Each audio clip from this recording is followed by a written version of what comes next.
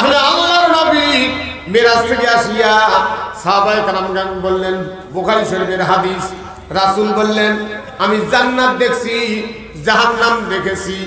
সম্মানিত ভাইগণ, হাসরের ময়দানের চিত্রগুলি দেখেছি। হাসরের ময়দানে প্রত্যেক নবীকে হাউজে কাউসার দেওয়া হবে, বুখারী শরীফের হাদিস।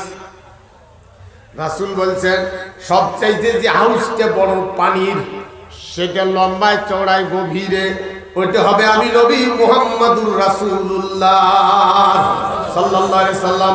আল্লাহ রাসূল বললেন উম্মতের শোডাউন হবে, সবচেয়ে আমার উম্মতের দলটা ভারী হয়ে যাবে। বলেন তো আমরা কার উম্মত? জোরে বলুন। সব নামাজি রাসূলের উম্মত নয়, সব হাজী রাসূলের উম্মত নয়, সব মুসলমান রাসূলের উম্মত নয়। যে যার পার্টি করে সে হলো সেই পার্টির নেতার উম্মত। যারা জরিনের পার্টি করে তারা জরিনের উম্মত, যারা সলিমুদ্দির পার্টি করে তারা সলিমুদ্দির উম্মত, যারা কলিমুদ্দির পার্টি করে তারা কলিমুদ্দির উম্মত।